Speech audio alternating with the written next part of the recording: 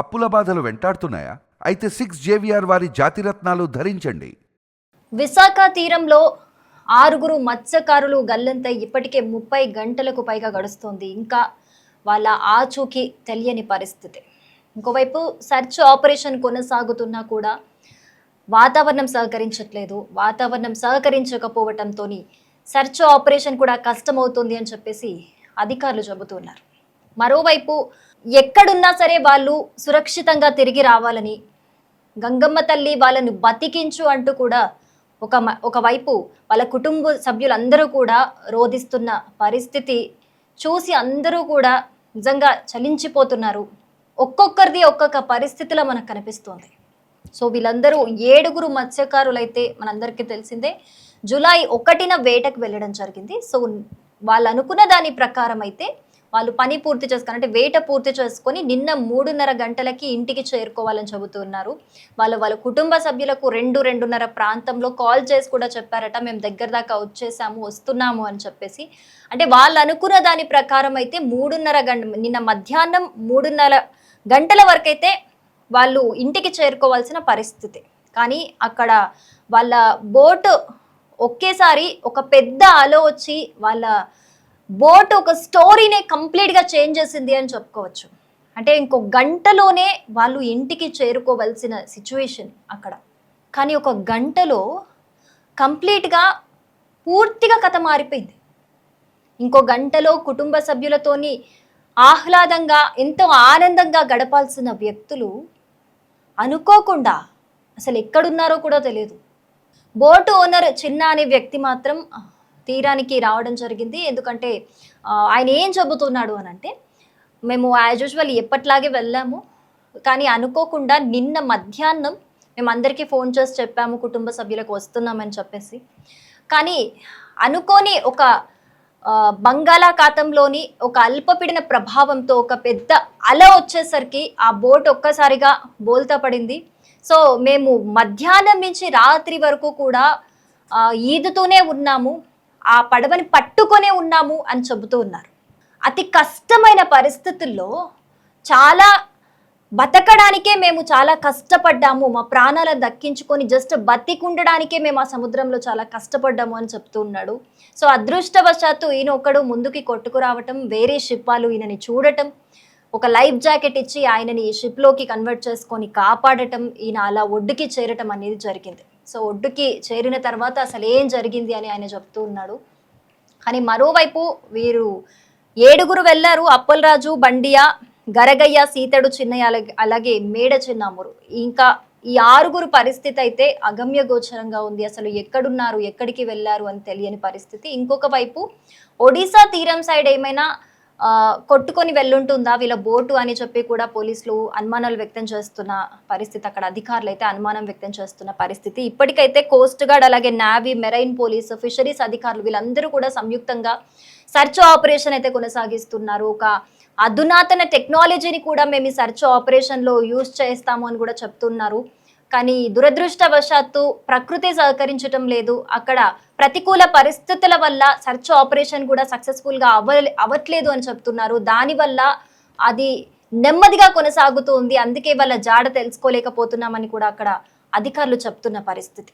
కానీ నిజంగా వాళ్ళ కుటుంబ సభ్యులని చూస్తే ఎంత బాధేస్తుందంటే ఒక్కొక్కరిది ఒక్కొక్క స్టోరీ. ఒక భార్య చెప్తూ ఉంది, నేను 2 చిన్న పిల్లలతో ఉన్నాను, అసలు నాకేంటి పరిస్థితి, నాకు 7 నెలల బాబున్నాడు, నాకు ఎవరు దిక్కు ఇప్పుడు అని చెప్పి ఏడుస్తున్నారు. నిజంగా వాళ్ళందరి రోదనలు వింటూ ఉంటే మనకి కూడా కన్నీళ్ళు వస్తాయి. అలా ఉంది. వాళ్ళు అసలు తిండి తిప్పలు లేకుండా అక్కడ తీరం వెంట కూర్చొని ఎదురు చూస్తున్నారు. గంగమ్మ తల్లి మా వాళ్ళని సురక్షితంగా ఒడ్డుకు చేర్చు అని చెప్పేసి ఎదురు చూస్తూ ఉన్నారు. వాళ్ళ రోదనలన్నీ కూడా మిన్నంటుతున్నాయి. సో ఇప్పటి వరకు అయితే ఇక్కడ భీమిలి, గంగవరం నుండి అయితే పుడిమిడక తీరం వరకు అయితే ఇప్పుడు ఈ గాలింపు చర్యలు అయితే కొనసాగుతున్నట్టుగా మనకి తెలుస్తోంది.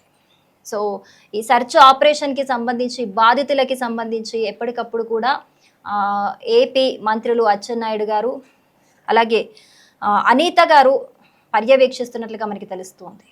సో తొందరగా ఈ సర్చ్ ఆపరేషన్కి ప్రకృతి సహకరించి, ముఖ్యంగా ఎందుకంటే అక్కడ వాతావరణం సహకరించట్లేదు అని చెప్తూ ఉన్నారు. అక్కడ గాలింపు చర్యలు అందుకే నత్తనడకన సాగుతున్నాయని చెప్తున్నారు.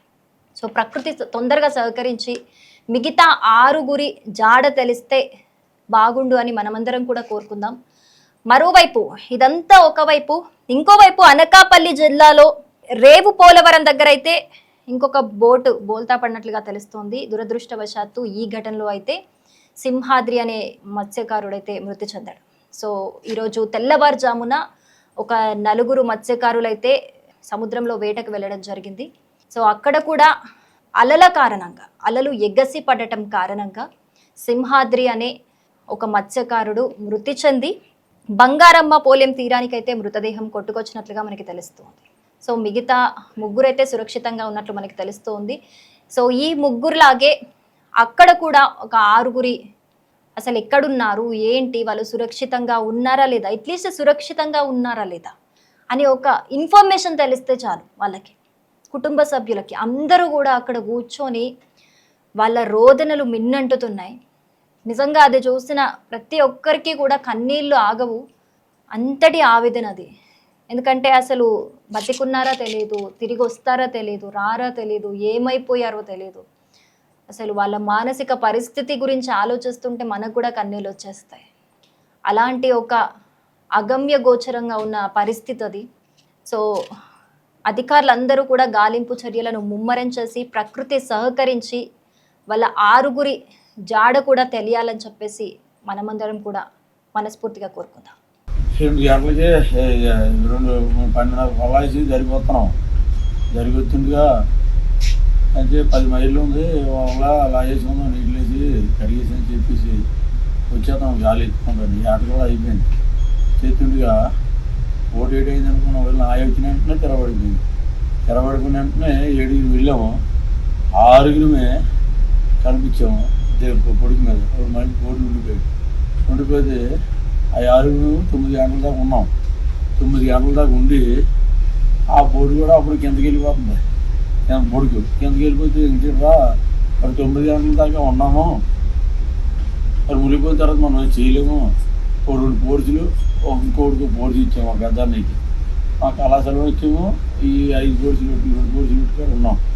ఎలా ఈదుకోవడము, అటు వెళ్ళడం, జరిగి వెళ్ళడం, ఎక్కడో ఏదైనా పడిపోయి ఉంటామనేసి జరిగి వెళ్తేప్పుడు అలాగే మధ్యలో మేము 11 గంటలు అవుతాం మనిషి. నేను ఏదైనా రా చచ్చిపోతాను అని అన్నాడు. అయితే చచ్చిపోతే మనం ఏది చేసింది కదా నేను చెప్పుకుంటారా ఏదైనా జరిగేటప్పుడు మళ్ళీ చచ్చిపోయాను సార్. అయితే 5 ఉన్నాం. తెల్లారికి 5 ఉంటే ఈ 5లోనూ మా పెద్ద నీటం చిప్పు కనిపిస్తుంది అన్నయ్య, వెళ్దాం అక్కడికి వాడ అని చెప్తే తమ్ముడు నా కాళ్ళు కడప తెరబడిపోయినాయి, మీరు వెళ్ళండి అని అన్నాడు. 4 వచ్చాము. 4 వస్తే నేను వచ్చాము. ముందు ఇది వస్తున్నాను కావాలి, సిప్కాడికి వెళ్ళాలి, ఒడిసిక్కు ఉంది. మనం ఈ 3 ఏదైనా పోతాను. ఏదైనా పోతే మరి చచ్చిపోతానా సిప్పు కానీ దొక్కకపోతే నేను గగల్లో వచ్చి నేను వాడ యాంకర్ పట్టించాను. వాడ యాంకర్ పట్టించినట్టు వాడిన యాంకర్ పడిన వాడు దొరికింది. యాంకర్ గాలి ఉంది కదా, దాటి మళ్ళీ పడిపోయింది. పడిపోయిన వెంటనే ఎప్పుడైతే పడిపోయాను అన్నా అన్నా అన్నా అన్నా నేను ప్రాబ్లం జాకెట్ చూసాను. చూసిన వెంటనే లైఫ్ జాకెట్ విసిరేసి నన్ను ఇయ్యాలి దించేసి పైకి లాగాలి. పైకి లాగితే 3 శాతం నాకు చెట్టు తెలియలేదు. అంతేనా నేను అన్నయ్య నమస్కారం. నన్ను ఆస్తి అంత కాదు అసలు మొత్తం 7 చనిపోయాను. మా అన్నయ్యలు ఉన్నాను, మా అన్నయ్య పిల్లలు అందరూ దగ్గరలే. నా జీవితం ఇలా పోతుంది అంతేనండి.